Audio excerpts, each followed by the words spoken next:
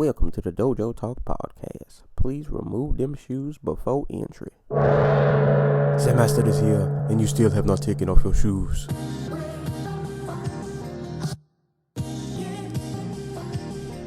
Yeah.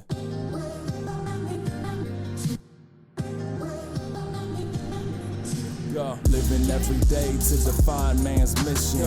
Look into the sky for divine transmission. Deaf man's vision makes the blind man listen. Eyes on the prize, this is blind ambition. Thank you. Blind ambition.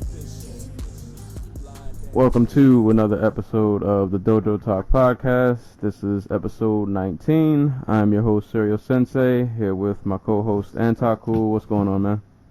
Not much, man. Good day. It is. How's the weather there? Is it, like, really hot? It was a little hot earlier, but I was in an Easter Bunny suit, so, Lord. Yeah. So. Was it, like, full-blown mascot mask?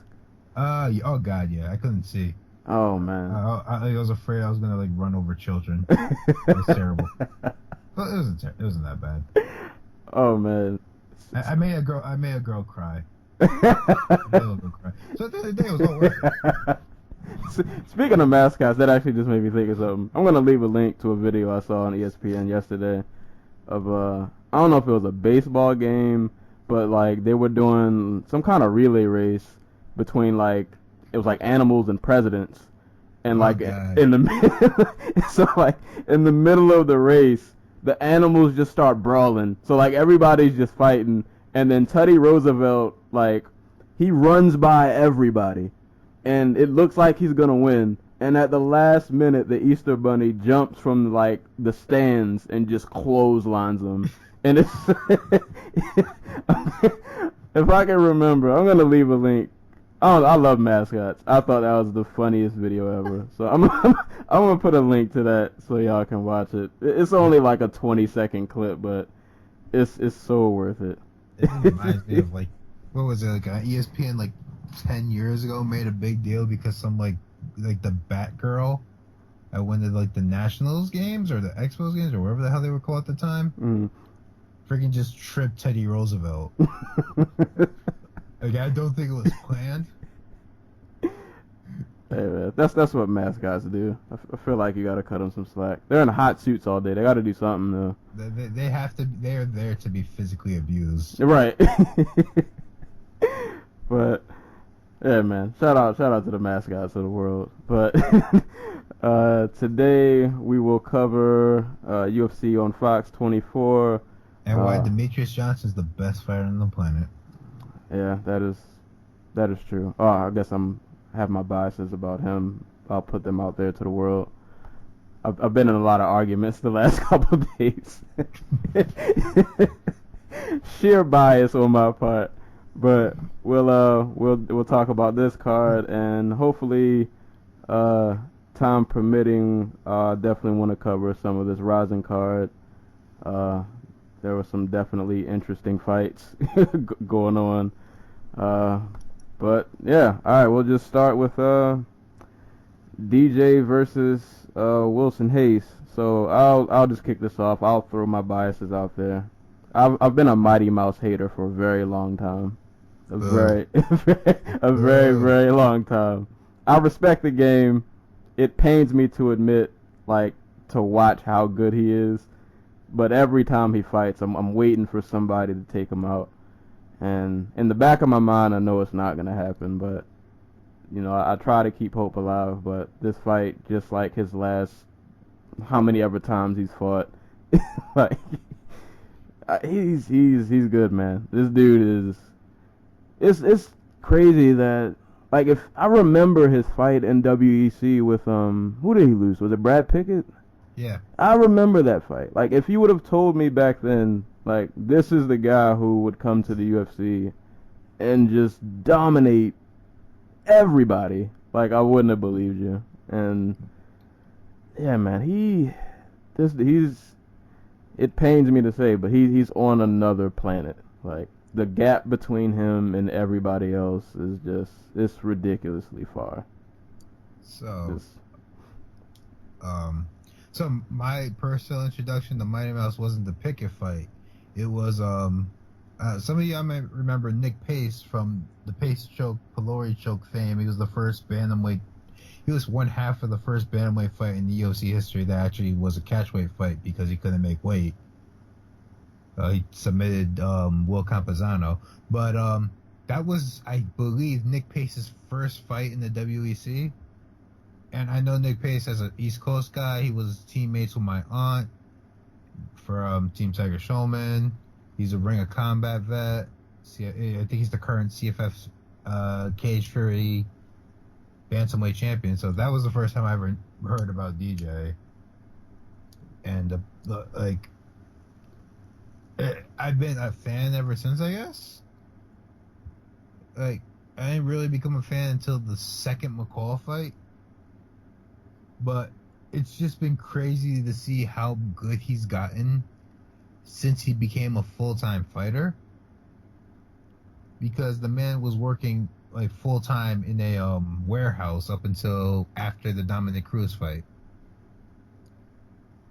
And even then, he was still like... even then, he was coming into the Dominic Cruz fight wins over Kid Yamamoto and Miguel Torres. So, quick side note that you bring that up. Those two fights are the reason why my hatred for him started. I'm just gonna throw that out there. Those two exact fights. Actually, you know what's funny? I never watched the Kid Yamamoto fight. Like, I don't remember. I think I worked the night that fight came on, and I saw that DJ won, and I was like, I hate this guy. And then he beat Miguel Torres, who was like one of my all-time favorite fighters. I will argue to the death that Miguel won that fight, but whatever. I thought the same thing, and then God, where was it?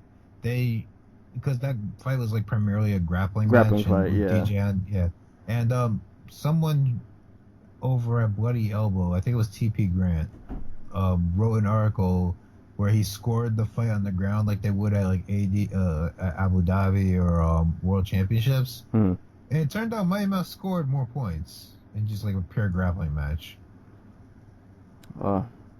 I haven't watched the fight in a long time because I know Miguel lost, but yeah. That fight started it. But with that being said, I went into this fight hoping Hayes would pull an upset, but even though in the back of my mind I knew it wasn't gonna happen.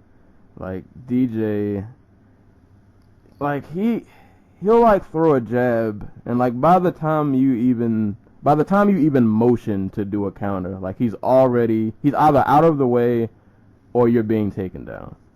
Yeah. Like, he has options for everything you do on every level of fighting, and he makes it look so easy. Like, I don't know how many people are familiar with like Wilson Hayes as a grappler. The man has been a black belt for like literally half his life. He's a former world champion at the brown belt level. Like, he's a black belt under Roberto Godoy, who's a very, prestigious, jiu-jitsu guy. And for all the stuff about Hayes not being like an A+ fighter, the only guys he's lost to are the former #1 flyweight on the planet, Jusir Formiga, Yuri Alcantara in a fight I will argue that he won, Eduardo Dantes, who had to flying knee him out the air to get rid of him, Patricio Pitbull twice, and Joe Soto. Yeah. So only pretty much elite. He's only lost to top 10 quality fighters. In some cases, top 5 quality fighters, who were much bigger than him. And Johnson beat him worse than any of those guys did. He emasculated him. There's no nice way to say that. Yeah. Like, he got beat, because that undersells it by so much. Like, how do you think Wilson Hayes feels knowing that he got armbarred by a guy who is a white belt in jiu-jitsu? Right. And the thing I noticed about this fight, even more than I was like, Mighty Mouse, he doesn't even allow himself to be put in bad positions. Like, he doesn't make mistakes. It's flawless. Like, he gets in, he sticks and move. He'll take you down, and you'll never you never have an advantageous spot, or if you think you do, he's out of the way in a flash, and there's And the thing, like, I can't remember who said it, but on somewhere someone posted it, and it's the most accurate description you could have of DJ. No matter how much, how good you remember him being in his last fight, you're just more impressed with him every time you see him. Right, he's somehow he's getting better. Remember. Right. Better than you remember, and it's amazing. And even in this fight, he showed off something that I thought is his primary weakness. Joe Rogan likes to talk about how DJ has the best he has some of the best footwork in the sport, blah blah blah. And up until this fight, I never thought he was that great moving backwards, because he was always so fast that he could just run out of range straight back in straight lines. And that was always the thing that I thought was going to be someone would capitalize on that, and DJ would get knocked out or knocked down and submitted or something like that. But here he just showed he could do the whole stick and move thing just as good as anybody in the sport. There was no wasted movement. As he moved out of range, he was still he was just ready to counter. And when Hayes actually did manage to close the distance while he was ducking out of range, he was just shoot for the takedown, take him down, or go for his back. I don't know how you beat him without just straight up being bigger than him. How do you beat him? Because the technique, the boxing is crisp, it's accurate. He doesn't waste punches. He's stuck and moved just so beautifully in this fight. So many times just throw 1-2, get right out the way. And that's legitimately the opposite of what he's great as a striker, because the Dotson fight, the Benavidez fights, well, not so much in the first one, but in the second one, the Horiguchi fight, all his best moments as a striker have been when he's been moving forward. And just here he showed he can do the complete opposite, and it's amazing on so many different levels. Yeah, this. And then when he went for the armbar, I knew it was over. I feel when he goes for armbar, he knows, he's got it. Dude, we didn't even mention to get him down in the second round, as the second round was closing, DJ was on top, he was dropping elbows and stuff. That was him countering a takedown attempt with a flying knee to the chest that lifted Wilson Hayes off the ground. Man. How? Yeah, I hate to admit it, but yeah, when I watched, when the fight sunk in, and I realized what I just watched, I was like, dude, this guy, there's no words. That's the perfect fight. It is literally the perfect fight. It makes me so sad that we can't appreciate, people don't appreciate him the way they should, because one of the criticisms, especially early on in his title reign, was that he didn't finish fights. The only people he hasn't been able to finish are Tim Elliott, who's twice his size and fights like he's on crack. John Dotson, who literally ate every single punch John Lineker threw his way, and fought him to a point where it wasn't basically a brawl, but there were a lot of pocket exchanges where anybody else would have been knocked out, and then there was the juiced up Ali Balagatinov. So those are the three fighters. Those are the only three fighters he hasn't been able to finish as the champion at flyweight. And side note on the Balagatinov fight, he was juiced up and still got wrecked. Whatever juice he got, he needs to get a refund. It didn't work. Yeah. the Bagatinov fight was basically just this fight, except Bagatinov didn't get taken down to finish. Right. Like, he just got beat up standing, like, trying to block punches with his arms and his face for 5 rounds. And I guess, like, I can't really short Hayes. It's not like he didn't try. Like, Yeah, it's not like he was throwing, he was trying to get takedowns. Like, Hayes had the exact game plan that he needed to have to be competitive in this fight. Attack the legs, come forward, try to get DJ to commit on something so you can shoot your power double leg and try and get on top of him. Like, that was the way Wilson Hayes was going to win this fight, and he did the things that he was supposed to do. And it just so happened that Demetrius Johnson, the time that he was away, got so good at this, got so good with the skill set that is perfectly, in balance with what Hayes was trying to do. And I don't know how anybody beats him without being able to create that one moment of chaos where they're able to drop him like John Morago or Joseph Benavidez in the first fight, or even I guess Dotson in the first fight too. Like, he doesn't do that anymore though. He doesn't overcommit on the right hand. right. So, like, your only way to beat him is you have to depend on a flash KO. That's probably not going to happen. You have to incite a scramble and you hope, land in that chaos, land something that puts Dotson on Queer Street. And even then, he is one of the most composed fighters when hurt. Like, his composure does not break. His will does not break. Yeah, I guess. So this ties the record, right? 10 defenses? 10 defenses. His next one will be for the record. I'm excited. All right, so who do, because I had this discussion with a friend. Shout out to Davon. We talked about this and argued about this a lot. Who's 11? Who do you even? I mean, most of the top of the the flyweight division is booked up right now, actually. So you have Henry Cejudo at number 2, or I should start with number 1. Joseph Benavidez at number 1, who I think is riding like a 4 or 5 fight win streak. I want to say something like that. And he's facing off with Ben Nguyen.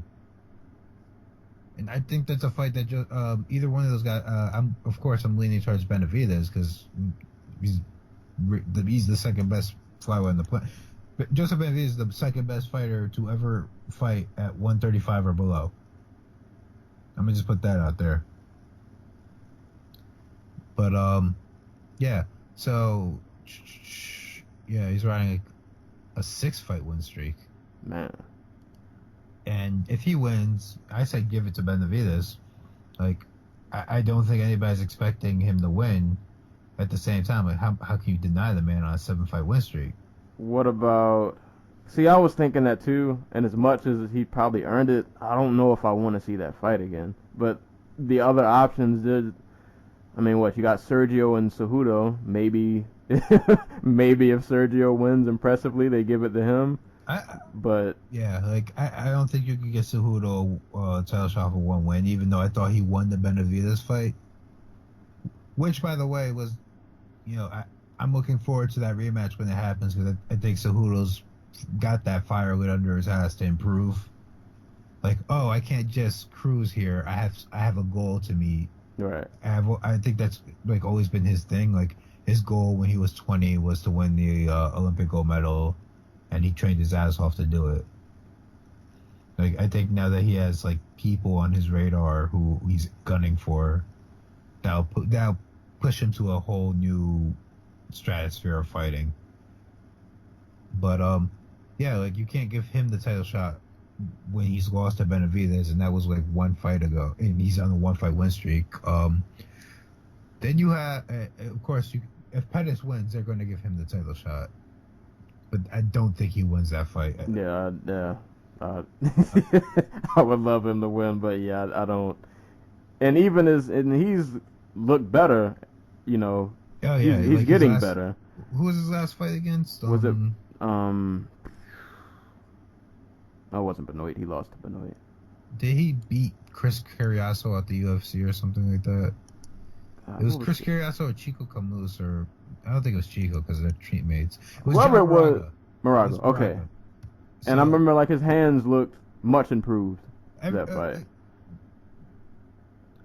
Pettis, there's nothing wrong with Pettis technically, but there's just like something in him where if a fight gets competitive or he starts to lose momentum, like he just shuts down and he has no idea how to get back into the fight. But yeah, he did look good against that was probably his most complete performance against Moraga. Then you have Tim Elliott, who just won. Like, I guess you could do a Tim Elliott rematch, but I'd rather see Tim Elliott fight someone like Ray Borg. I was gonna throw Borg out there. Justin Scoggins is coming back to the division.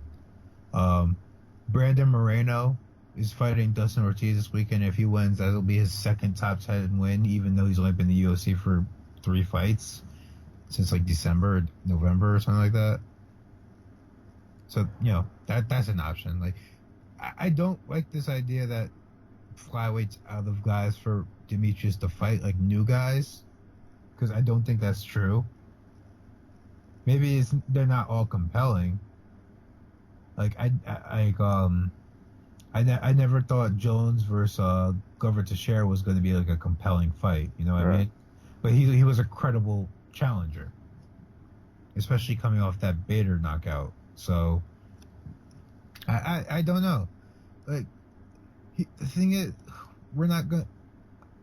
There's a super fight with Cody Garbrandt or TJ Dillashaw or whoever the hell has the bantamweight title after DJ breaks the record. Is that going to entice anybody to buy the pay-per-view that's on?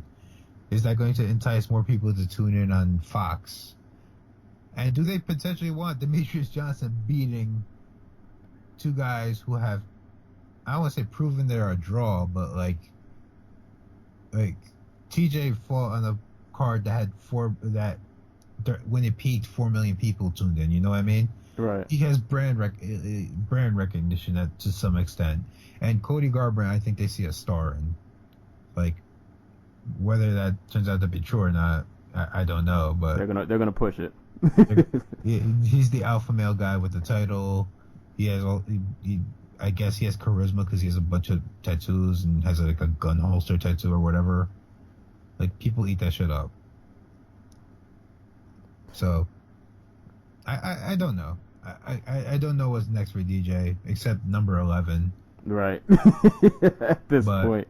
But I'm looking forward to it every time he fights because I truly believe he's the best fighter on the planet, and if not, resume wise, technically is the best fighter MMA's ever seen. Yeah, I wouldn't. I don't know if I could argue. he might be like the most well-rounded I've ever seen. Yeah. At this point. Yeah.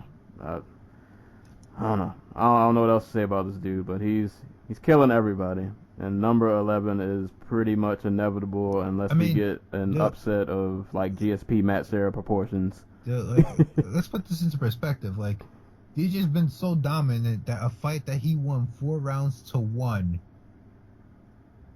was where he tore his, what was it, his, what did he tear in that fight? He tore something against Elliott, like his ACL or something.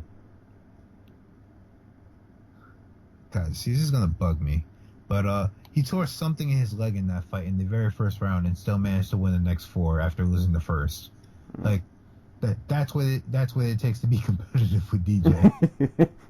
You have to pray for freak injuries. And that's been his most competitive fight since the first John Dodson fight. Basically 4 years ago now? Over 4 years ago now. So, yeah, appreciate greatness. That's all I can say. We'll see. My eyes are definitely on number 11, whoever it might be. I'll pray for him, though. It's probably not going to go. If you're in the Seattle area, go buy tickets to that fight. Oh, yeah, because they did say, they're trying to make his defense in Seattle. Yeah. It sucks that Misha Tate's not still fighting, because having her on that card will probably boost whatever ratings, and yeah, it'd be cool to see. Maybe they'll try to. I don't know. She seemed pretty set on staying out, but I can see somebody putting a bug in her ear. Throw her, dude. If Cyborg does leave, throw her a bunch of money to go fight Jermaine Durandamy at 145. Yeah. And say like, hey, if you win this title at 145, we'll give you a title shot at 135 against, the winner of Shevchenko, whatever. Yeah. Shevchenko Nunes. We'll see. We'll definitely see. But yeah, DJ. Don't forget, fighter retirements are only as good as till people need a paycheck. So that is very true. I'm waiting for Rumble to. But Rumble's got a real job. Like, that's the thing. Oh, He's yeah, he Cole does. Conrad. He's not BJ Penn. He's Cole Conrad. Cole Conrad's out here selling farm equipment and dairy processing equipment for money. Bellator can't match that. But I guess, yeah, that's about it for the DJ fight. Just greatness, pretty much. As much as I hate to admit it, but yeah, I gotta give props where they're due. Co-main event, another fight that hurt my heart a little bit, but it was a great performance. Thug Rose Namajunas and Michelle Waterson. Competitive first round for the most part. Michelle Waterson working the sidekick a lot. Never noticed how like lanky Rose is until like this fight. Oh God, yeah. No, like, she's like really long. really, really long. This is weird because she's like 5'5". Right, but like, but she's like all leg. Right, like, it's weird, but she definitely knows how to use her frame to her advantage, and I think just the difference in this fight was the grappling. I mean, Michelle did at one point go for an armbar, but Thug Rose kind of. At that point, Rose was just kind of beating her in the face. Yeah. At that point, you could tell what direction the fight was going in. Rose was clearly winning on the ground, and then they had a moment where they got back to the feet, and they had a little exchange, and I don't know if it was more of Rose. Well, I guess she definitely made a great read. And it felt like when Waterson, like, they had a little exchange, and then Waterson backed up, but she seemed really lackadaisical about it. Like, oh yeah, like she wasn't alert as to what was. So somebody asked me about this, and I had to go back and watch it a bunch of times. That last like 2 minutes of the fight. So what it looks like to me is, so Waterson's not orthodox, southpaw. She's in southpaw. Rose is in orthodox. She throws a hook. And it gets Rose to back up a little bit, and I think at that point, Waterson thought Rose was retreating, or she was going to leave, the exchange, and she was going to chase her with a sidekick. Because as she's throwing the hook, you can see her step behind for the sidekick. Instead, Rose steps to Waterson's outside her lead leg, or outside her rear leg that's behind her, and I guess Waterson realizes too late that Rose is like right on top of her, as opposed to running, like trying to circle out or back away. So she puts down the leg, and it looks like she panics and tries to like do it. She tries to throw the kick anyway, but bails on it.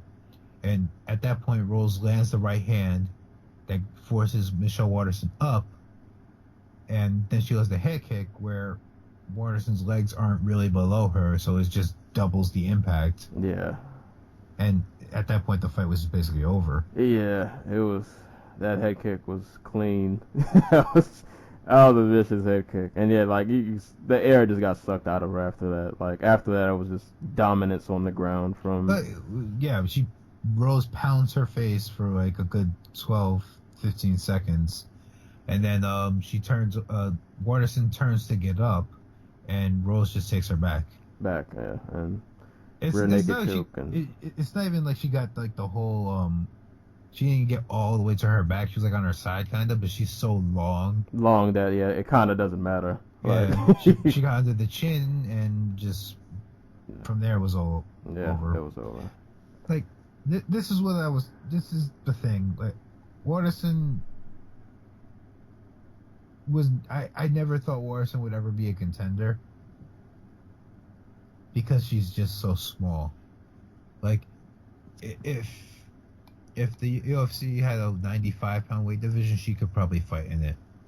To be honest with you, like if this was Deep Jewels or something, she could fight at 105 or 95 pounds. Like, and then none of her skill sets offset that. She's not a powerful, domineering top control artist. She's a sprint grappler essentially, where she's going to throw up submissions and she's slick enough and fast enough that sometimes they'll land, sometimes they won't. We saw that when she fought Penne for the Invicta belt. Yeah.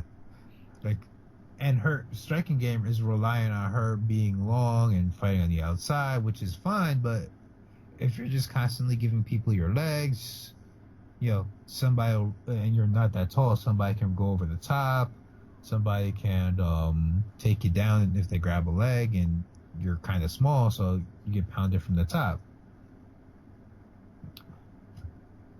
And that's what we saw here. Like, she's just not strong enough to be a contender in this division, or not big enough, I should say. And her game is not precipitated on her being the smaller fighter. And I think, as good as she is, like, she has some flashy striking, but like her hands aren't really. Well, that's the thing. I think in this fight, kicking was her detriment. Like, it's where she had the most success, but I think she would have been better if she had stuck with like the boxing. To be honest with you. Well, Rose, I think it's just Rose is just so long and lanky. Yeah. Well, looking back at it now, this does kind of just seem like, I don't say a bad matchup, but it's one where if Rose is as good as we think she is, she should have won in the style that she won in. You know what I mean? Like, and I think Rose is probably the most naturally gifted fighter at 115 in terms of just athleticism and how it applies to MMA.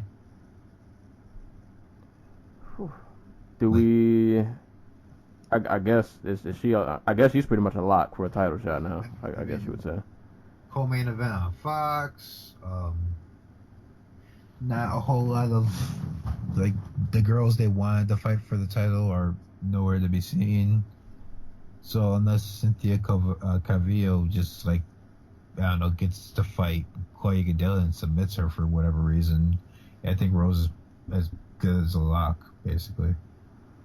Maybe I don't know, because that Andrade Jędrzejczyk fight should be like all types of just violence.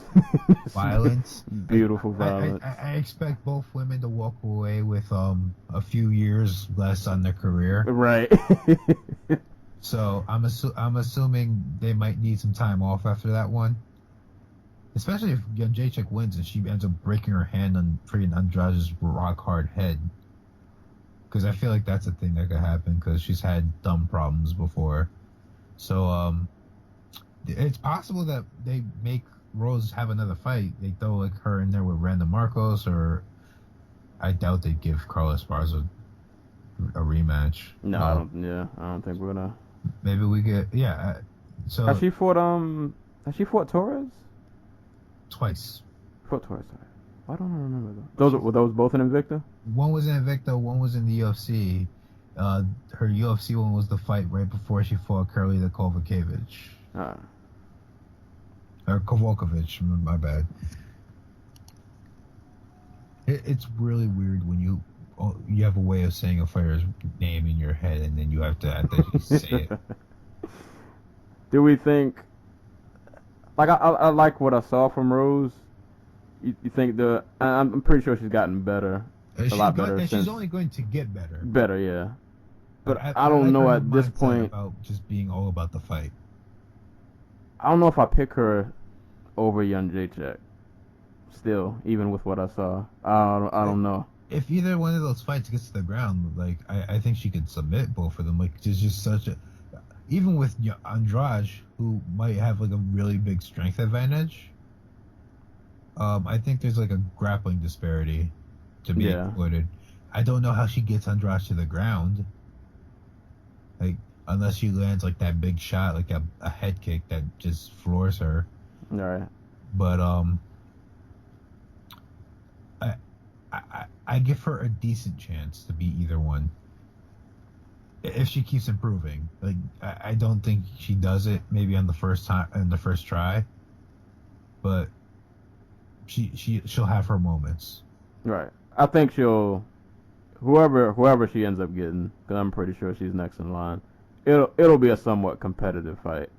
Yeah. But she has the skill to pull the upset, though. Even if she loses does. like 50-45, it'll be competitive in the sense that there were rounds where Rose possibly could have won if she did something a little different. Right. Or she'll have moments where like she might land something, or she'll put them in a dangerous spot that they'll have to wiggle out of. Like, she won't make it an easy fight. Yeah. I don't expect another repeat of the Carlos Esparza fight. Yeah. But we'll see. Great performance nonetheless. I still hope to see Waterson back. Waterson's going to have a spot opening on Fox for probably the next couple of years. All right. Or on pay-per-view or whatever. Because she's the fighter they want. She's the actualization of like well, not Sage Northcutt, but I guess Paige Van Zandt. Sage Northcutt. the patron saint of the Dojo podcast. I can't wait to see him fight again. If they're smart, we don't see him fight again for like another year. I think let him work with Tyrone, like his new black dad. I don't think they're gonna wait that long. I can't wait to see that dude fight again. I mean, it's such a spectacle. It's I could go on a whole tangent. But believe me, when Sage Northcutt does fight again, the whole episode is just gonna be about Sage Northcutt. Right. Yeah, man. He's an interesting. He's so interesting in that he's not interesting, and it's so bizarre. Right. But I'm a fan though. I can't lie. Yeah. Like I like him. I know he's not. He hasn't had the best moments, but yeah. I think, despite what we've seen so far, he still has potential to be something good. But I don't know. He's in this weird spot right now. I don't know. Yeah, like you said, it's just bizarre. But I guess heading on to the next fight, Upset City. Robert Whitaker and Jacare Souza. Robert Whitaker pretty much had the best fight you could probably ask for. Kind of one of those performance of your life nights where you do everything right. And this fight, I thought that Whitaker had the skill set to win because he is very clean and crisp with the hands and he's really fast. But I just kind of envisioned, maybe a competitive first round, but eventually Jacare takes him down, and Jacare just does what Jacare does. And the first round was pretty competitive. A little bit. I mean, this fight went kind of how I expected it to go if Whitaker was going to win. Like, I was the one thing I wasn't sure about is if Jacare was going to be able to corner Whitaker long enough to take him down, because I was 100% sure Whitaker wasn't going to get taken down in the middle of the cage because he's just so fast, Yeah, and his feet were bouncing the whole fight. Yeah. Oh God. He was definitely aware of the danger of He was not trying to get taken down. And I did not expect him to knock Jacare out the way he did. Yeah, I didn't either. Yeah, I didn't. That's where I guess I draw the line. Like, freaking, oh my God. This fight alleviated a lot of the concern I had about like his size and his skill set, like transferring to the upper echelons of like the middleweight. And you ask me now, I think he can beat Yoel Romero and freaking Musashi and Luke Rockhold. Frankly, like there's no reason he can't beat these guys. He is so much better than everybody else in this division in open space when it comes to striking. Yeah, like the hand speed is just. Oh my god, he's the fastest hands at freaking middleweight. And I didn't realize that until he fought Uriah Hall, who is, I've seen Uriah throw punches live. He is lightning fast, and Whitaker made him look slow. It was a beautiful performance, and the moment where Jacare got him down for a brief moment, and even took his back for a brief moment. Once Whitaker shook him off, that's when I knew. When the fight. Yeah, that's when you knew, like, ooh, this might be a long night. And then he proceeded from there to just work the magic of his hands. And, like, Jacare is a powerful striker, but he's not, like, the most... He's not, like, a technician. Well, his striking is functional. Right. It gets the job done. He is not there to... Well, he is there to... His punches do kind of lend themselves to knocking guys out. But their primary function is to get you the back up so that he can get you against the cage and take you down and work his jiu-jitsu game. That is what Jacare wants to do. And I don't want to say Whitaker exposed that, but when he got his game completely taken away, it just was so incredible. Yeah, like that, and that's where all this like the magic happened, I guess. And he worked the hands, and then when the head, the head kick.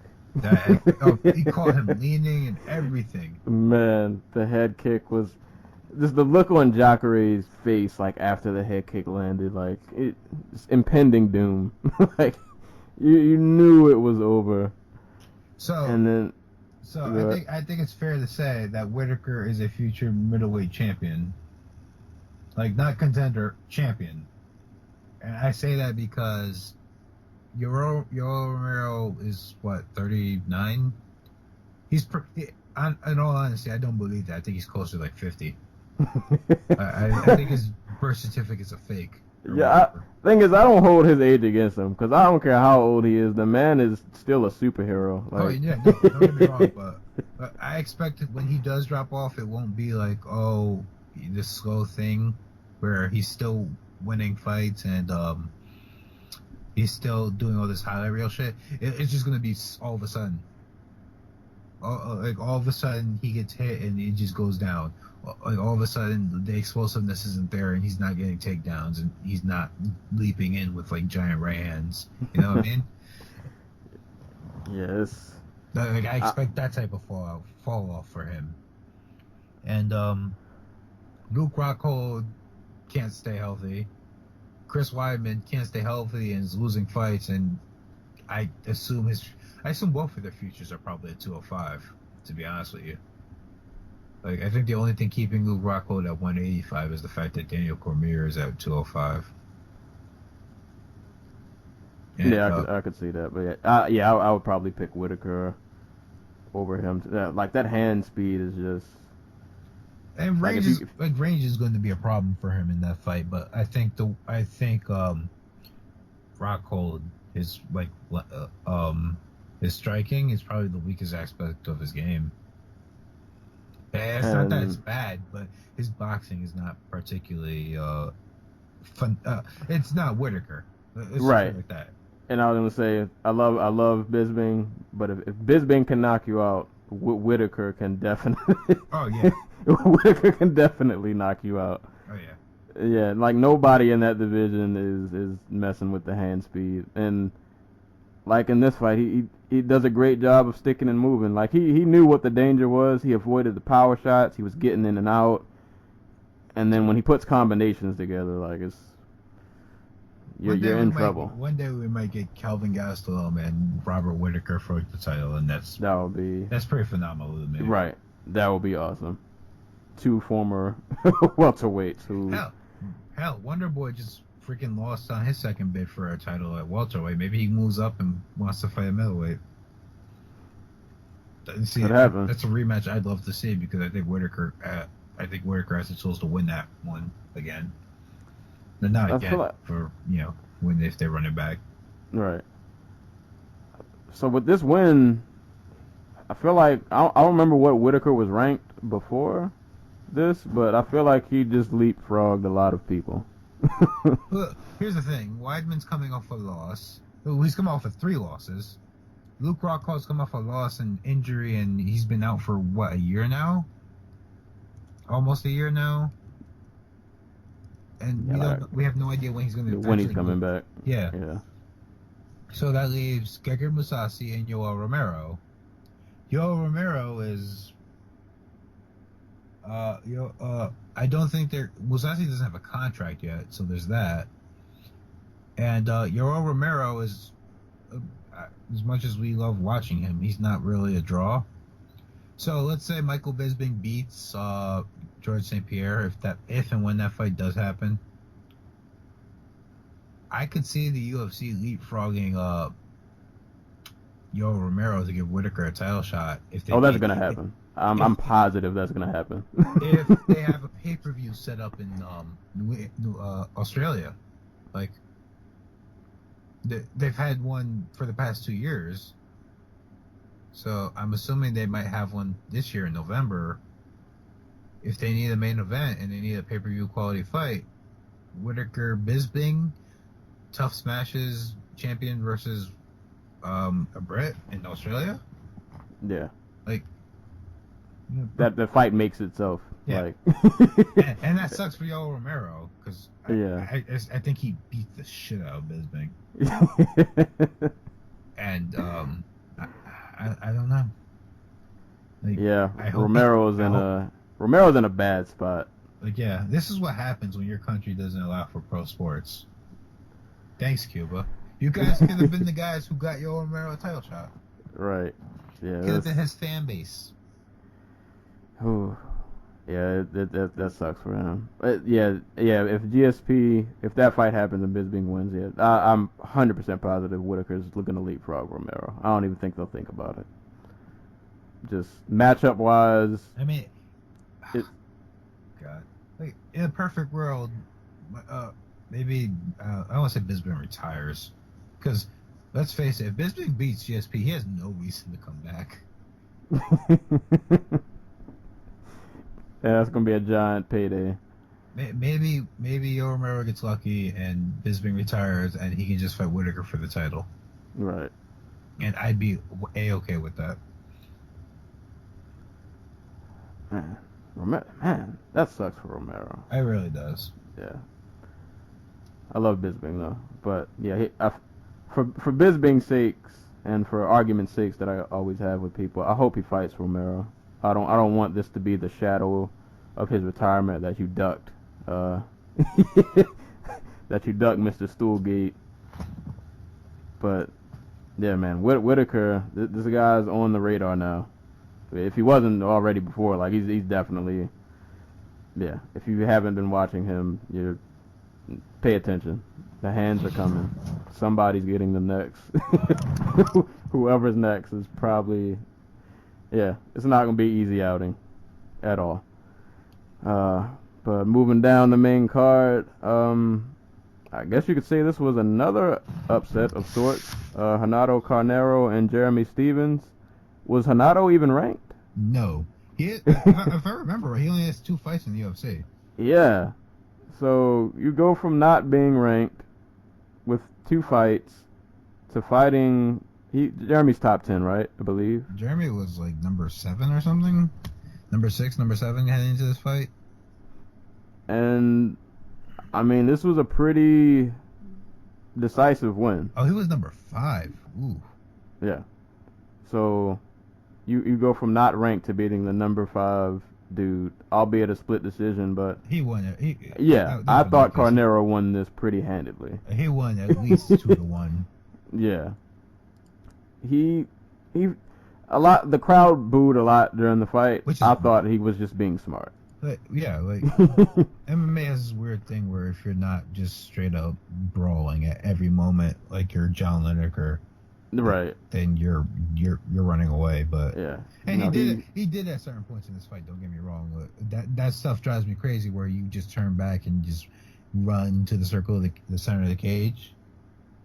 It drives me crazy because there are so many opportunities that you're giving up to do that. And yeah, the turning back, and we've seen how that can go.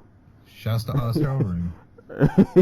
Yeah, don't turn your back. Shout outs to Overeem. Shout outs to Hordecki. Shout out who did Eve Edwards catch? Oh God.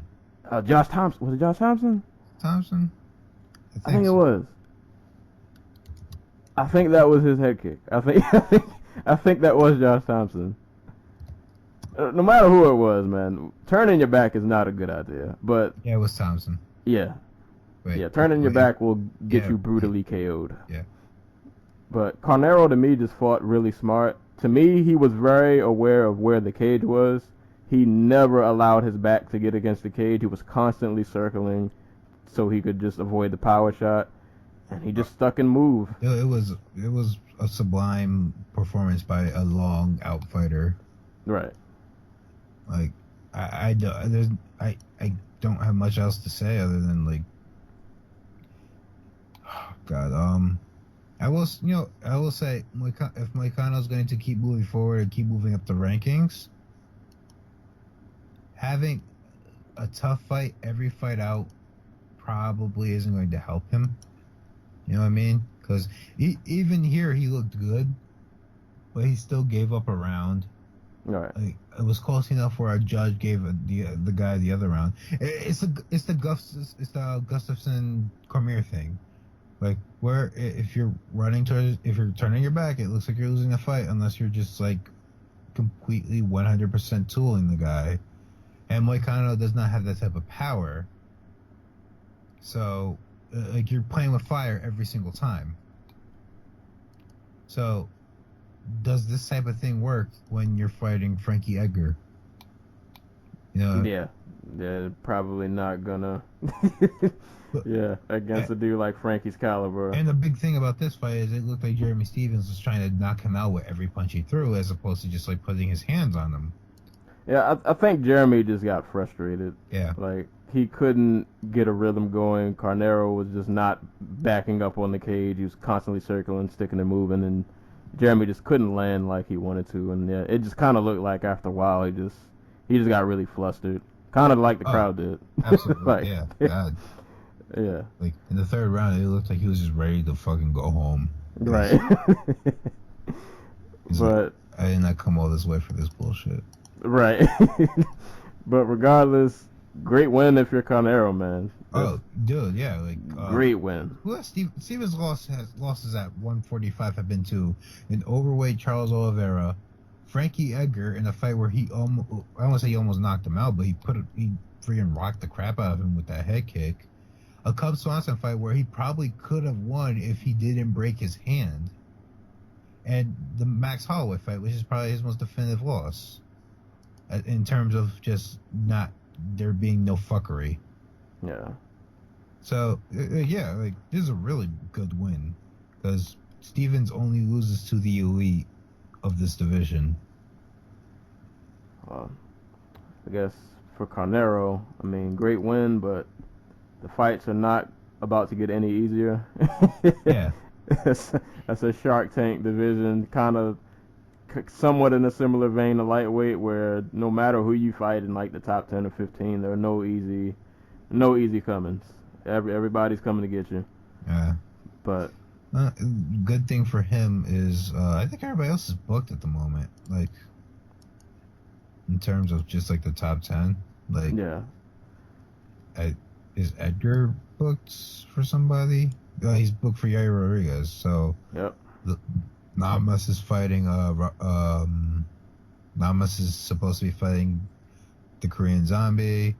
Cub Swanson. Oh, he might fight Cub Swanson if Cub is done murdering Artemova. Oh yeah, that fight we get to review. Oh boy, that's gonna be fun. But yeah. I mean, that's a word for it. It's your word.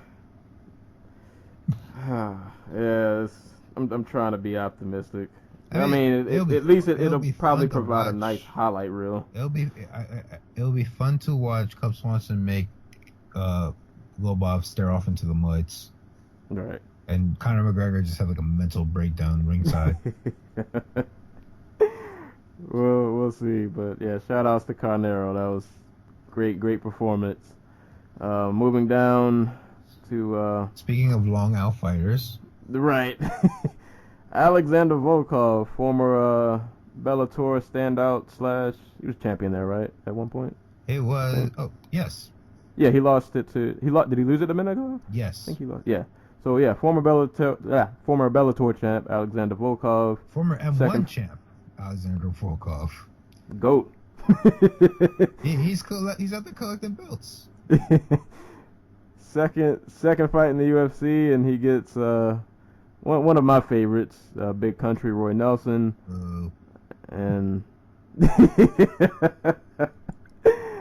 yeah, this fight was a lot of Volkov just kind of picking him apart from the outside, and Roy not being so really fast anymore. Tried to use his grappling, didn't seem to work. He took him down once, didn't he? I think he did. And then he got stood up like a minute or two later because it was Yeah. But I think the sports sound off. Shouts to Joey and Alex over Sports Sound Off, thesportsoundoff.tumblr.com. I think he said it best. Volkov's just like a competent fighter, which is something we don't get a lot at heavyweight. Yeah. Like, even amongst the good guys, like I would not call Andrei Arlovsky a competent fighter. Like, he is an up and down fighter, and he has a certain skill set that is primed for the division because he can hit so hard. I wouldn't just call him like a consistent, competent fighter. Like, same with Derek Lewis. A little bit with Alistair Overeem because he has lapse and complete mental lapse and discipline. Yeah, serious lapses, like fatal lapses. Yeah, and like the same with Stefan Struve, who is probably the fighter Volkov is most compared to because they're both like 7 feet tall. Well, he's like 6'7", but still. Yeah. I mean, at that point, you're 7 feet tall. Right. But Volkov is like part of this like class of just like guys at heavyweight who are just competent. Like, I put him in the same boat as guys like Tim Johnson. God, what was that guy's name? Not Tybura. But yeah, like in the same vein as guys like Tim Johnson, and where where you're going to get what you're going to get out of them every single fight in terms of just like consistent game plan approach to MMA that we don't see a lot at the lower levels of heavyweight. I was wondering in this fight. I mean, it was fairly one-sided. He pretty much picked Roy apart. Just kickboxed the crap out of him. Right, pretty much all three. All 3 rounds is a kickboxing clinic. What do you think his ceiling is? How far do you think he can? I guess it really depends on how low how many of these other guys are coming down right now. Like, yeah. Is Cain Velasquez the same fighter that he used to be? Is he 60% of the same fighter that he used to be, actually, because of all the injuries? Alistair Overeem still seems like a fairly, good heavyweight. Fabricio Verdum is still out here, making Travis Brown look silly. I don't think Volkov beats Ngannou, or I don't think he can keep someone like Derek Lewis off him for 3 to 5 rounds. I can't see those fights happening where he doesn't land something. You know what I mean? Yeah. So it really maybe just outside the top 7. Maybe he sneaks a title shot for all I know. I don't know how good Mark Hunt is anymore. I don't know how good Andrei Arlovsky is anymore. I think Hunt's. I think that resurgence is. Yeah, I think that ended. Yeah, I think we've seen the best, like that resurgence. I think we've seen the best of it, and I think now it might be on the downslide. He just looks old, man. Yeah. Like, less so than Nelson, but he looked old against Overeem. Well, I hope just for entertainment's sake, Volkov and Struve just has to happen. Yeah. I don't care what the rankings are. I don't care who's coming off a win or a loss. That has to happen. Technically, they're 10-11. I don't see why they can't fight. All right, yeah, that has to happen. Like, That's next. Make it happen. yeah, that has to be next. Like, it makes all the sense in the world to make just the two tallest people on earth just put on gloves and just let them go. Someone should write McMahon a letter saying, "This is how you make fights." I wonder how Volkov handles not being the longer guy. Right. That this will have to be the only time where he's fighting somebody that's. Who do you think is more well-rounded? Because Struve does submissions. I'd pick Struve to be more well-rounded because I don't think Volkov's all that good a grappler. Like, I don't think Struve's all that good a striker, but like the power and the length and the dexterity to throw kicks, I make up for it a bit, and his sheer toughness. Like, those are things you just can't make up on the ground unless you're just uber strong. So, I guess Struve, but I'm not sure that. I don't know if his well-roundedness is enough that he can beat Volkov. Yeah, I think if they fought, I think Volkov is just like a better technician as a striker. Like, he's a lot more clean.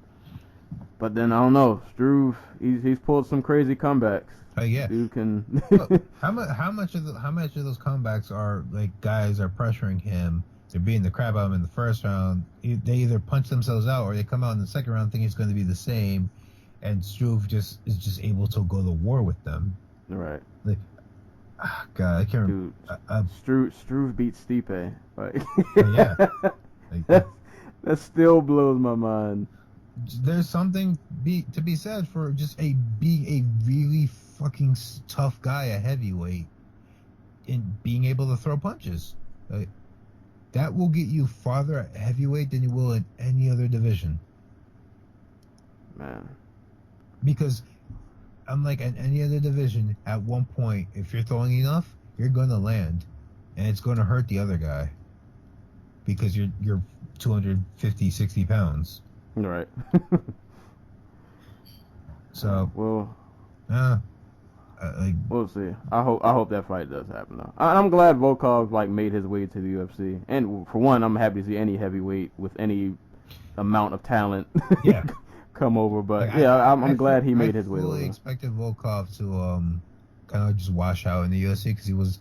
This is a guy who was God, who did he fight? I can't remember the man's name. He fought this guy in Bellator. It wasn't Richard Hale. It was Vinicius Quiros. Like, all the way back in 2012. And that's always the fight I have in my mind when I think of Volkov. No matter how many people he runs through, your Bovgoy Ivanovs and your Kudins and whatever. He lost that fight basically. He got taken down. But he didn't lose. He won. But he got taken down. And I think that's the fight where there was just this weird stand-up while Vinicius was on top. And that's when he ended up getting the knockout. And I always go back to that fight and I think in my head, oh my God, this is a guy who lost to Tony Johnson and Chet Congo 2 years ago. You know what I mean? And those were bad losses. He just straight up got taken down and out wrestled. Yeah. But what? Hey, man. What do you do? What can be said about these two? This guy, because we don't know. And I guess that's the crazy part because he beat Tim Johnson. Well, I guess you take losses in Bellator, you come to the UFC, and somehow a spark happens. You eke out. Well, I would say he didn't eke out this one. This was a clear W. Yeah. But yeah, man, shout out to him. I'm looking forward to seeing him again. And Struve versus Volkov must see TV. A side note for Roy Nelson, like, where do you think? How low does he have to go before the UFC lets him go? Because yeah, he was coming off a win, but it was like a win. It was a do or die win over like Bigfoot Silva. I don't know, to be honest, man. he should have lost to Jared Rosholt. So, like, not counting, and like, since 2013, his wins have been over Czech Congo, Big Nog, Jared Rosholt, again, a fight he shouldn't have won, and Bigfoot Silva. He has lost 1, 2, 3, 4, 5, 6, 7 fights in that time span. Yeah, I feel like after this performance, man, he's 40 years old now. Like, his leash can't be that long. But like, at the same time, he's popular enough where like people love him, and they don't want him going to Bellator. Like they made a whole big deal in not his last contract, but the one before that about like, oh, we want to keep this guy, but we don't like him, but we have to keep him anyway because he's a heavyweight and blah blah blah blah blah. And like, Roy is not the type of guy to walk away. Like I feel like he's going to be one of those guys who has to be pulled away from the sport, right, kicking and screaming. I don't know. I feel like with WME though, man, with the way they let people go. Well, I've heard conflicting things, but like apparently WME doesn't have as much say as we think they do, or they don't exercise as much as their ownership as much as we think they do. And Dana White's really the guy making all the decisions. And I just think he can't do another performance like this. Like, I mean, but then I guess you kind of say he has been. Are there guys he can still knock out? Is the question, because he hit Volkov cleanly like 4 or 5 times, and I don't want to say it didn't look like it hurt him, because he's still 250 pounds. He's going to hurt, but it didn't look like it was going to knock him out at any point. Like, he didn't look like rocked. I don't know. I give him 1 and maybe 2 more fights. And the thing is, his chin is still not going away.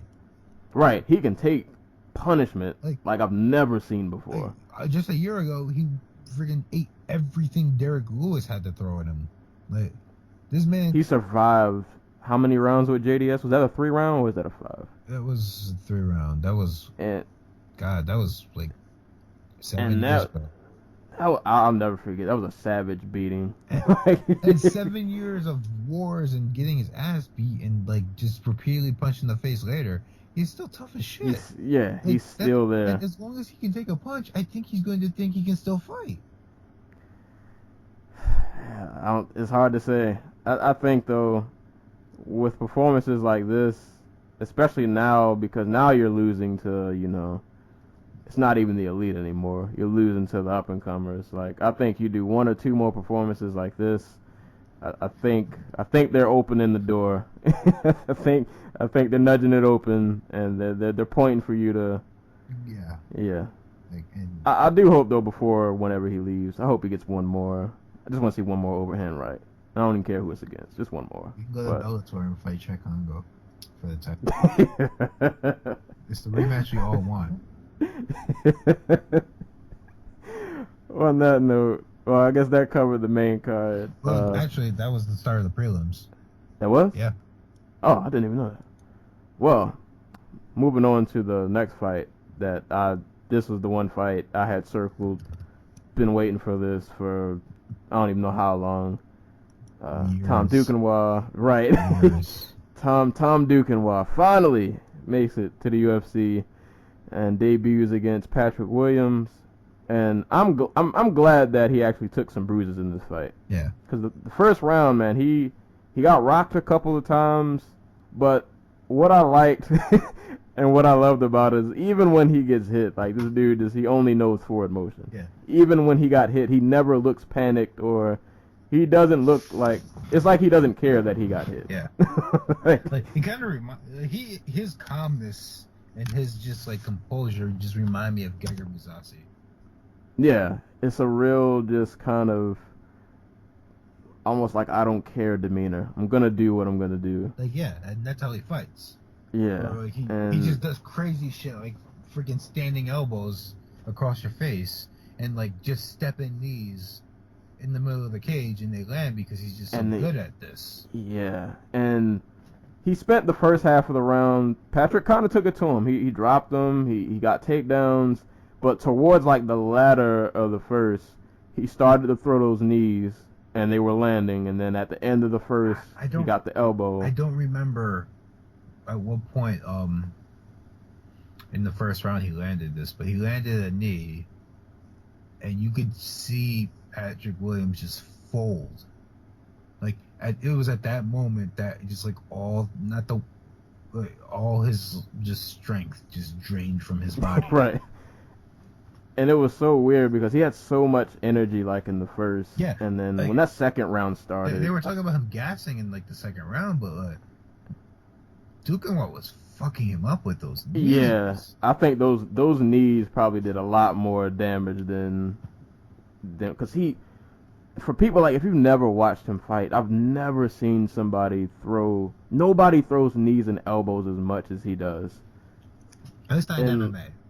Right, at least not in MMA. And like he throws and they land just a simple step in knee, but he does it so well and it just always lands. And the way he sneaks in elbows, like if you clinch with him for a second, or if he can get in that range, like the elbow's coming. Yeah, he's got the best standing elbows in MMA right now. Yeah, it's not even close. Not even close. And then when that second round started, you knew Patrick was in trouble. Like, yeah, Dukenwald just started to get off the knees, and the striking just started to come, and he kept that forward pressure, and Patrick there was no answer. Like, he couldn't handle the pressure, and then the last elbow just kind of just folded and sealed the deal. And yeah, man, this dude he's something special. Yeah, this dude's scary, man. Like he is. This division's full of like hitters now. Like you got your Cody Garbrandt, your John Lindekers, your T.J. Dillashaw's. God, your Yuri Alcantara can still pop. Luke Sanders can pop. Like guys who when they land, freaking John Dotson, Eddie Wineland, and Thomas Almeida, they're all guys who can pop. So the fact that he's very hittable is going to be something that he needs to address like immediately. Yeah, defense definitely needs work. But I think he's young and athletic, and just like he's with Jackson now, so you know he's getting in his like he's the type of fighter I think Jackson would love because he's already fundamentally sound, and he does all the weird shit that Jackson fighters like to do, like the unconventional strikes, the aggression, all that stuff. So yeah. I think that's a perfect fit for him and everything, and I think he could rise up these rankings really quickly. Like I could see him beating Rob Font. I can see him beating Joe Soto. I can see him beating Pedro Munoz and Yuri Alcantara and Johnny Eduardo and Eddie Wineland. From there it gets a little bit murkier, but like I would love to see him and Almeida. Yeah, I mean, that's the dream fight, right? Yeah, that's the dream fight. It might take a little bit. That they might, I'm pretty sure they'll give him maybe one or two more fights before he gets to that, that level. And he might not even honestly need it to be like he might be at that level already. Yeah, like he's that good. Like yeah, this dude, man. This is the most excited I've been for like a UFC debut since maybe Thomas Almeida, maybe Conor McGregor. Like that's how good I think he is. Yeah. Unbelievably tough. Just unbelievable. Like I can't get off the composure thing because in the first round, like he was getting handled. I don't think he accounted for Patrick Williams' just straight athleticism. Because Williams isn't really like a good fighter. He's a damn good athlete. and he, I don't know what else to say, man. This dude, Like he keep an eye out for him.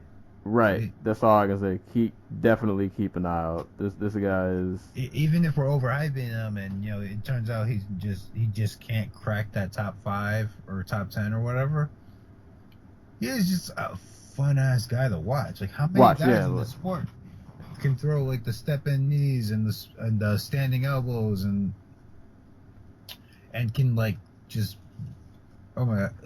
just like freaking turn their hips in the air so that they're hitting uchimaras while guys are shooting double legs on them and stuff like that. Like yeah, this dude is. He is so much fun.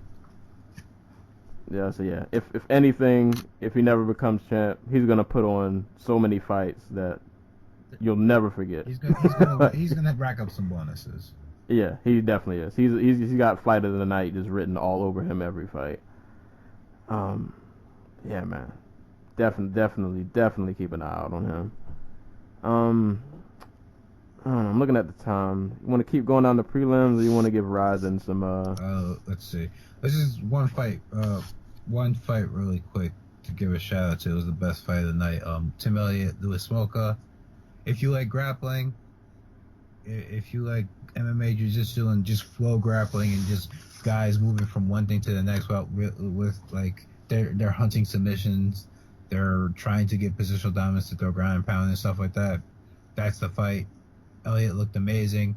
Smolka just again, this goes back to I don't think he is just athlete enough to be hanging around at the top 10 with these other flyweights. Yeah. Elliott looked a lot just like stronger, faster, more explosive. Like there's not like I can't think of a scenario where unless Smolka just lands something just amazing where he wins this fight. Yeah. But regardless, good showing. I hope the good, guy, yeah, definitely I hope the good guy showing. They don't cut him because I think this is his 3rd loss in a row. Yeah. Or at least 2nd in the last 3. Yeah, because he lost the Borg fight, he lost the Moreno fight.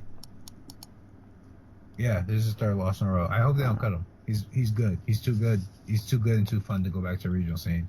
If they do cut him, I hope he goes to fight in Rizin and makes like $1 million or whatever. Right.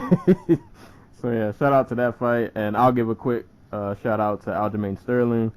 Put on a really good performance against Augusto Mendez. Looked probably the most confident I've seen him in a long time. Like this was the Aljamain I was hoping to see against Sun Sao and Caraway.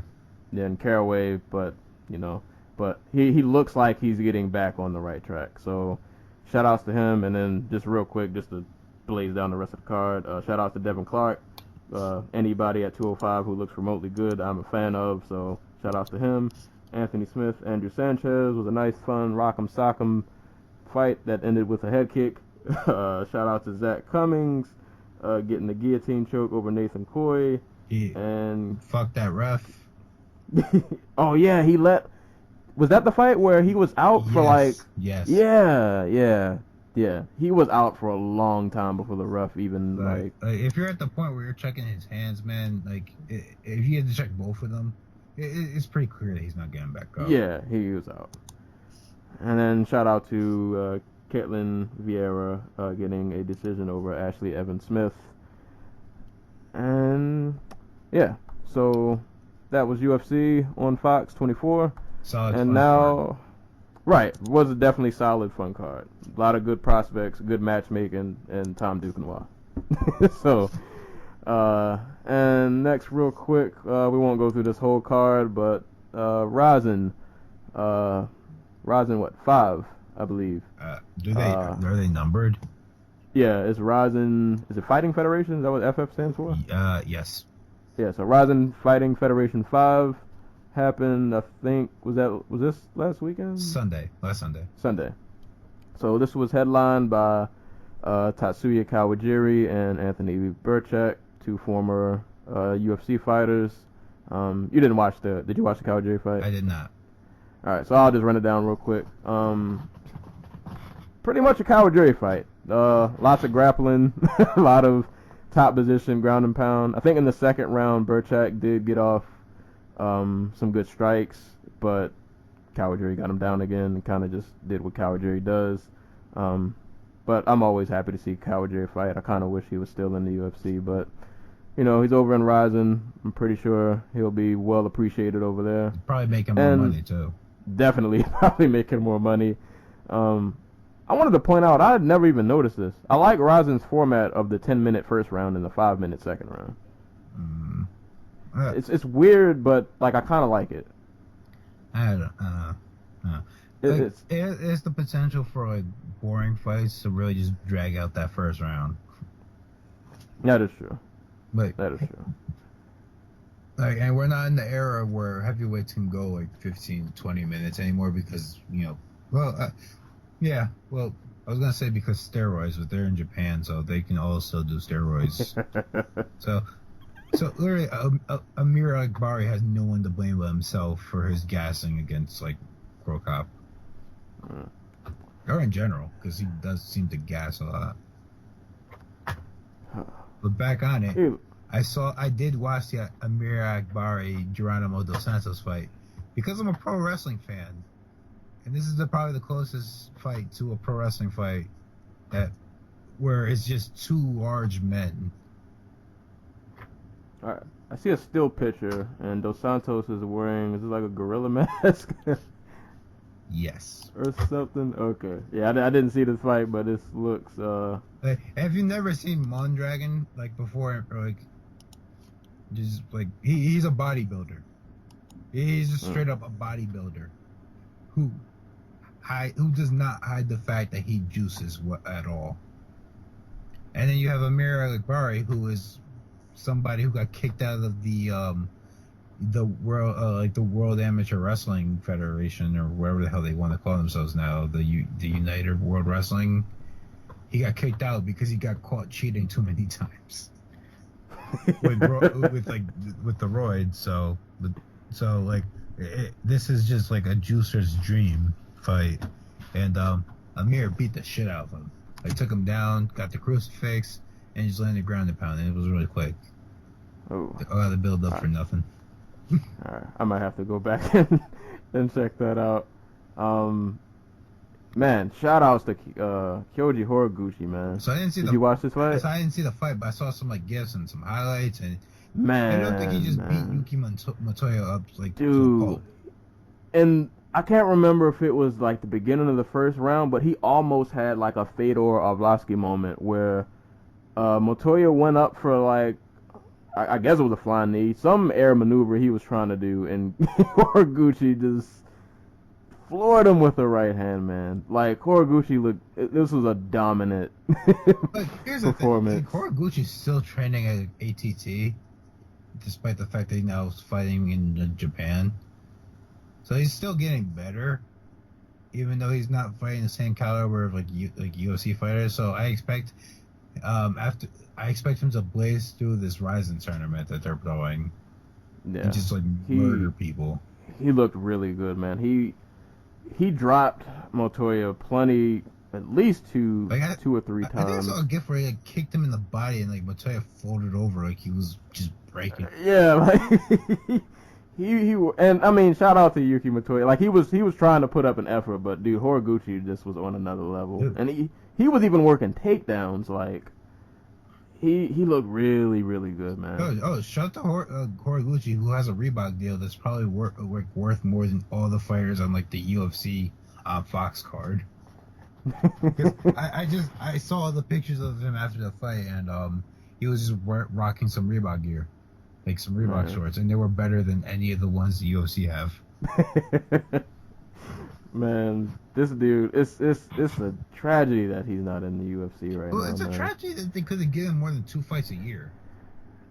Yeah, and they mentioned that during the commentary when they were asking him well, why did you come back to fight in Japan? And that was one of the main reasons that he said he wanted to be more active, and he knows if he comes over here that Dude, he's the face of Rizin, Japanese fighters in Rizin right now. Right. He is the best Japanese fighter on the planet.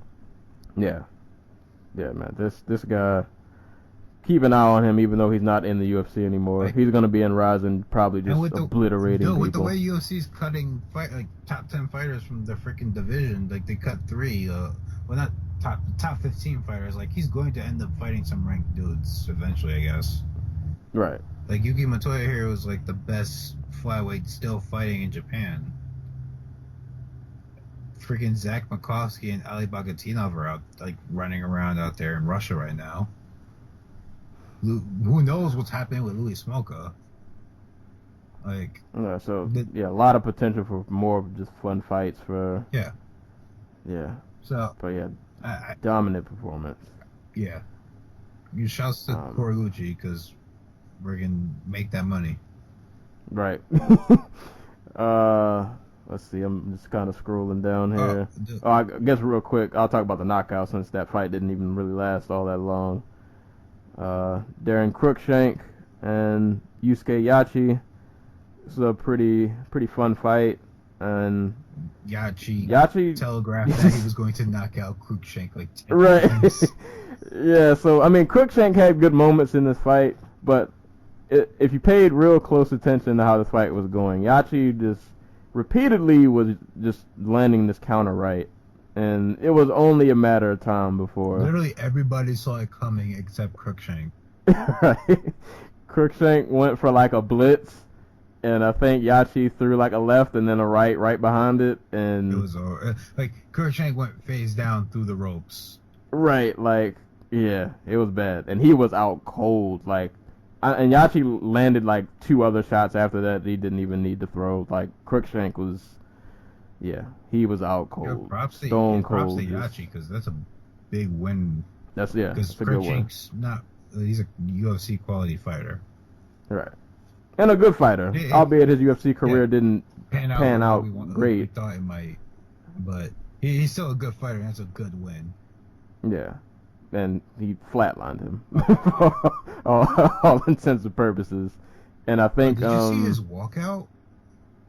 No, I skipped the walkouts because the videos were like 20 minutes. I wanted to. Yeah, what was the walkout?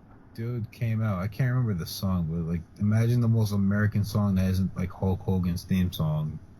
And like, he came out like American shorts, American like jacket, and just like that fucking Don Fry mustache. And I'm like, yeah, God, this is why the world hates us. Because he looked like that douchebag at the end of the bar. This is why I love like organizations outside of the UFC, because there were like entrances and just like production setup is always. No, like when you can't sell the best versus the best, you gotta sell something. You gotta sell personality, and Cruikshank is apparently America personified. Yeah, they make it a show. Right. They make it a show. Real quick, the Reina fight, because I'm pretty sure, like I mentioned, I'm not like 100% on this, but I'm pretty sure Reina is like the most popular fighter on the Rizin roster right now. Like her fight in her on the last Rizin card she was on was like the most watched. Percentage wise, I think the percentage was like 10.27%. Wouldn't doubt it. It's for people who don't know, the fight was King Reina versus. No. Reina Kubata, the 100. Oh, that's her. The shootboxer. Oh. For those who don't know, like kickboxing much bigger in Japan than MMA. Like should be bigger everywhere. It should, but alas, like. And Reina has been like shootboxing's poster girl for a while now. She is like, I don't even fucking remember, like 6-time champion. Like I stopped keeping up with that. Isn't she like really young? She's 28, I think. Like, dude, like fucking, she's 25. Man. But at the same time, like, you had Erika Nakamura, who was like advertised as like the fighting high school girl, You had Mizuki Unoi, who won the thing at like 16, and her teammate, whose name escapes me, who won at like 15. Like, they start young over there. Like, there's a reason, not, they're boxing, and when it comes to boxing, like, they have world champions who are literally just coming out of high school. Man. So it makes sense to me that she's young.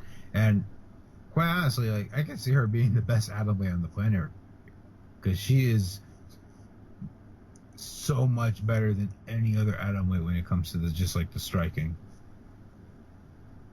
I might have to go back and like I think the punch.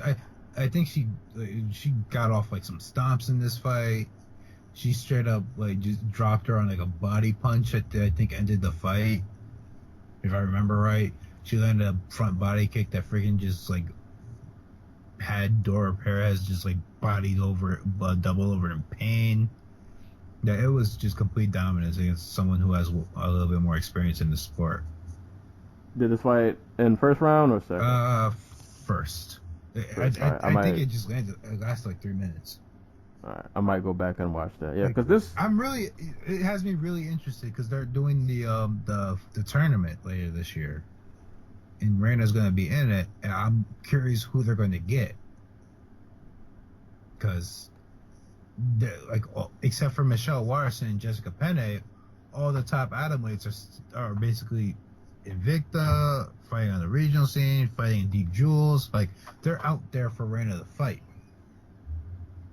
So I'm excited for what they can put together. I have to go back and check that fight out, because from what I saw, like, this card was pretty good. I only saw about 3 or 4 fights, but like it seemed like a pretty solid card. So I'll definitely go back and check that out. If it wasn't for Easter, I probably would have stayed up and bought the thing, but I forgot, to be honest. It even happened, so like 2 days later, and then I just started seeing results. And I guess last fight I'll give a shout out to Jazzy Gabbert versus King Reina. King Reina was a really fucking up the cell, man.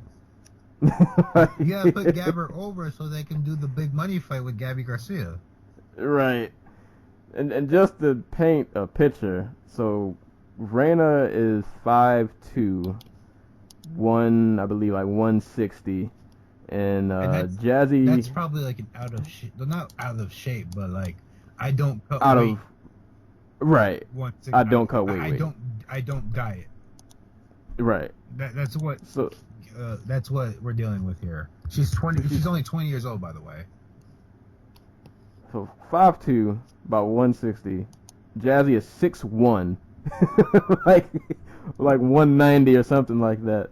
So like the size disparity in this fight was it was wild. And the fight started with just rock'em sock'em robots, them just kind of throwing wild punches, not the best technique. They were just kind of trying to kill each other. And then Reina got a clinch and took her down, and after that, the size disparity just didn't matter anymore. Like, she was just clearly better on the ground. I like to point out that Reina walks to, like, you want to talk about just like, Reina walks to the ring with a teddy bear with a crown on it and her own crown and scepter. Like, so now I gotta go back and watch all of the walkouts for this card, because I skipped most of the intros. I'm literally just looking at a picture. She has a scepter that's literally just like a number 1, like if you're holding up your finger, and a teddy bear with a crown on it. Like, thug life. Exactly. Yeah, she dominated this fight. And second round kind of started the same with Rock'em Sock'em, and then I think eventually she got it to the ground again, and then she worked in I think it was a head arm. Like arm triangle choke, and then she got the submission. But yeah, this was just a really interesting fight just to watch, like the size disparity. Yeah. Because in the UFC, things like this would never be sanctioned. But in America, things like this would never be sanctioned. Right. But in Japan, no where one gives a fuck. Right, we get to see these kind of fights, and yeah, man, I enjoyed it. It was fun to watch, nonetheless. That's what I kind of like about Rizin, man. It's Just make the fun just fights, fun. man. Yeah, they're just fun fights. And you can't put on the best versus the best. Put on like the best judoka you can find against like a pro wrestler. See, I feel like somebody in this card called out Kron Gracie, and I can't remember who. it might have been Kyoji Horiguchi. Was it? Somebody called out Kron Gracie after they won. Might have been Horiguchi. I can't remember. I think it was because he said like he beat one Japanese. Let's see if he can beat the other one or something. Or it might have been Yachi. It was one of those two. Yeah, because I don't think I'm pretty sure it wasn't Kawajiri. Yeah, it might have been Yachi. Actually, yeah, I think it was Yachi actually. Yeah, I think it was Yachi because I remember watching that fight. So that makes sense. I mean, why the fuck not? Technically speaking, Kron Gracie is a top 15 featherweight. Yeah, I saw one of his fights. He beat like the way he beat Kawajiri wasn't like not a yeah. It was just straight up like solid good MMA. Yeah, dude's legit. He's now the best Gracie fighter in like I don't know forever. Well, not forever, but in a long time that we've seen. Like that was the biggest win a Gracie's had since like I fucking can't even put a name on it. Yeah. Do we count the recent drubbing of Frank Shamrock? I don't know. Like bare knuckle boxing world champion title contender Frank Shamrock. I don't know, but shout outs to Kron, man. He's holding it down. Oh, it was Ken. Never mind. I'm stupid. I figured it'd be one of them. Uh-huh. But regardless, fun card, man. Fun card from Rizin for what I saw. I'm definitely gonna go back and probably watch the fights, the couple ones that I didn't get to I watch. really hope next time I'm able to fucking just stay up and watch the damn thing. Yeah. So we are coming up on an hour and some change. So I guess pardon shout outs before we leave. I will give my last shout out to Miguel Torres. Holy shit! Who, yeah, officially retired. Oh God, no, I was talking about that. I saw something. Oh. I was gonna say, shout out to Miguel Torres. He officially, I feel like he retired twice before. I might be wrong. I don't know. But he got cut from the UFC twice before. Yeah. I mean, that might be what you think about for the same damn shit. Right. So he officially retired today. I know, like, the way he was definitely one of those guys who he overstayed his MMA welcome, I think, by probably about 4 or 5 fights. But, you know, like, for people who don't know, like, at one point, this dude was pound for pound. Like, in terms of the weight classes under 155, like, he was that guy. Yeah. He was that dude, man. And I remember, like, first watching WEC, randomly turning on Versus. Didn't even know I had the Versus channel. I just happened to watch the fights, had no idea who he was, and just every fight I saw him in was just so fun. God, what fight was it? Was it Mizugaki fight? So, the Torres, I saw the Torres Mizugaki fight on like replay on Versus, and I think that was the fight that got me into MMA. So I owe Torres just a whole lot from that regard. Cause so, you know, props to him for going out and I don't want to say on the win, I guess, but he just props to him for being able to step away from the sport. Because I know it's a joke about it, but it's really hard for a lot of these guys because this is literally all they know how to do. Yeah, and for those who don't know, Torres has been fighting for 17 years. He's been fighting since he was 18, 19 years old. Like,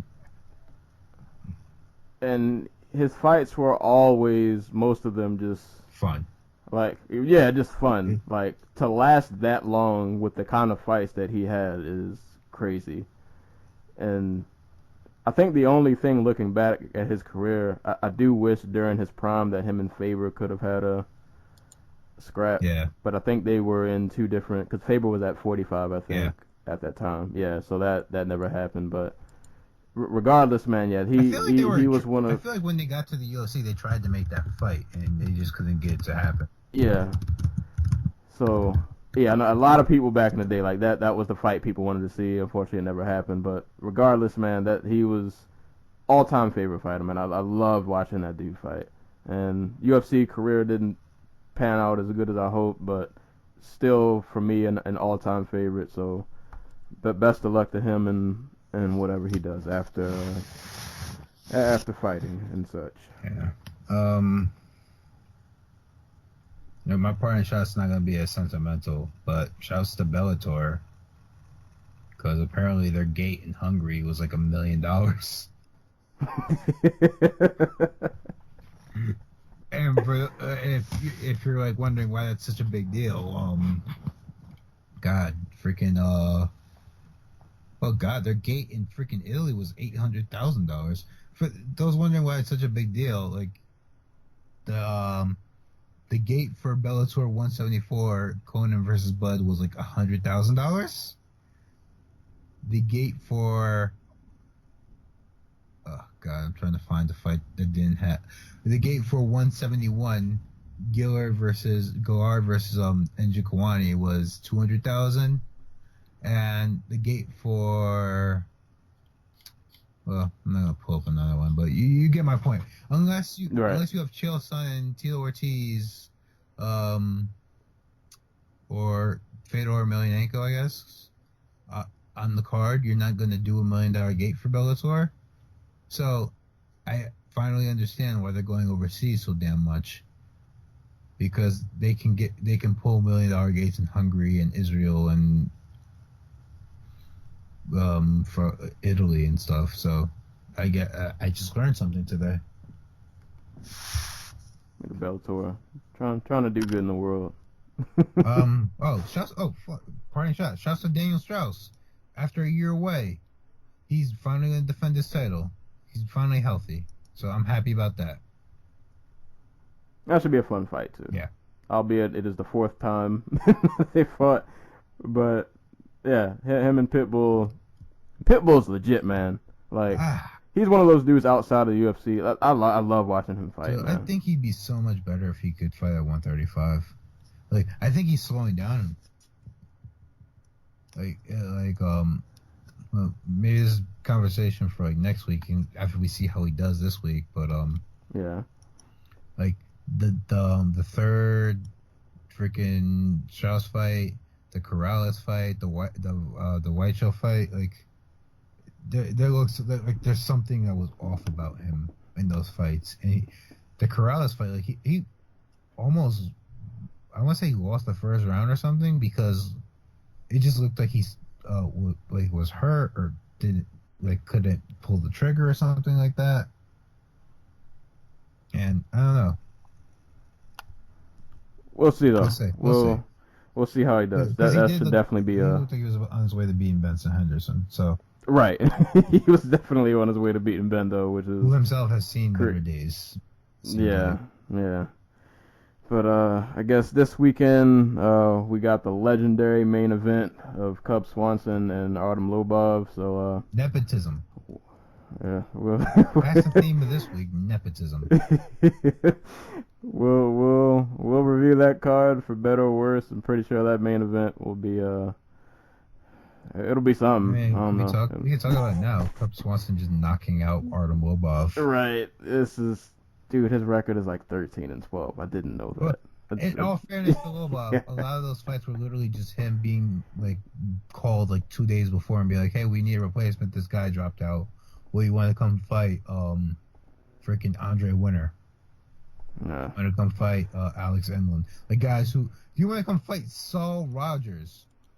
Like, y'all knew who Saul Rogers is, right? Like he was the guy who probably would have won tough the season Ryan Hall won had he not freaking blown his visa. Hmm. So like his losses have been to like legit competition, but that's not to say he's like any good. So Yeah. he should get his ass. I mean, right.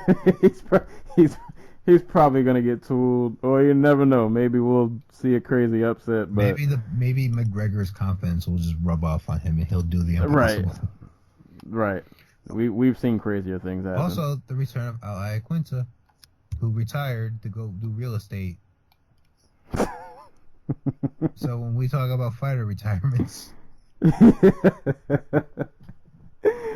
So either way, this weekend we should have a lot to talk about. So we'll cover that, and then in the span that the UFC takes their little break, we got boxing going on, and I'm pretty sure there'll be enough news in the fight world to, when have the things. UFC has doesn't have fight weeks, they tend to put out news.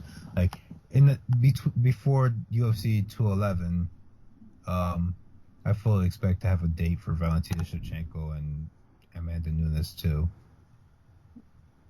Yeah, so there'll be stuff out. If anything, maybe we can just, if there are no cards or no fights, we can just do like a prediction show, or We can talk about. They'll- We can predict who's going to fight Daniel Cormier in like late July. we'll see. I mean that we didn't bring that up. Like, Yeah, because Jones he's coming. I mean, Nobody knows when, we but hope so.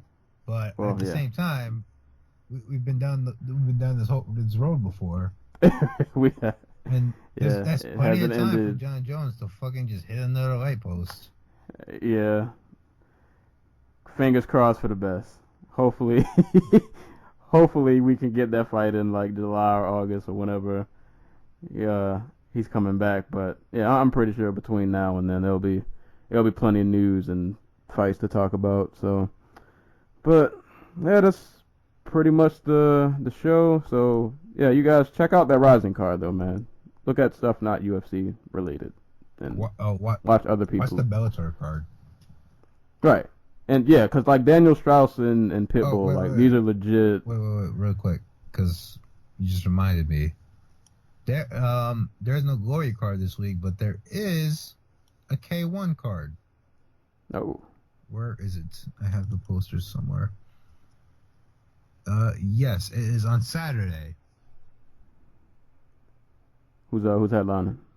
It's featuring a tournament for the 55 kg title contender for Takaru, who's on the card, but the headliner will be Quad Fairtex versus Yamazaki. And There you go. Kickboxing, which we plug like every week. Kai Fairtex, probably Kai Fairtex and Takaru are like literally the two most violent men on earth. So especially Takaru. Like if you're gonna watch this card, watch it for Takaru and watch him just murder a man. What time does that? I wonder what time that comes. I on. have no idea. I'll probably end up watching it like a day or so later. They're normally good about putting some stuff up on friggin' YouTube. Also, Kunlun Fight is Sunday. Kunlun Fight 60.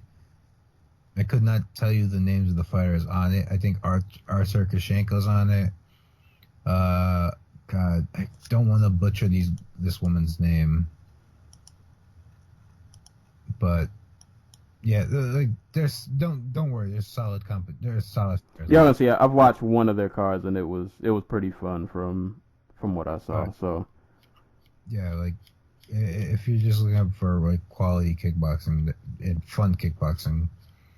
yeah. Like for those who don't know, Kunlun Fight is the place where Glory heavyweight champion Rico Verhoeven lost. I'm not even going to try to pronounce the man who beat his name, but it was basically an unknown that Kunlun pulled from Russia. Oh, I have to look it up. When was that fight? A couple of years ago now. Well, a lot of blood in the weekend coming. Mm-hmm. Even when there's no UFC, people are still People are still bleeding. There's still plenty of violence to go around. But yeah, I guess that is it for the day. Thank you guys for listening. Check us out on YouTube and or SoundCloud, and eventually I'll make a Twitter, and I'll start hopping in the tweeting world, so you can harass me there and whatever people do on Twitter. I don't really know. Talk shit. I guess Talk I'll find shit and call it. you Right. I'll find out when I get on there. But as always, when people are being kicked and or punched in the face, we'll be there to talk about it. So hopefully next time we will catch you guys soon. Thanks for listening, and be safe.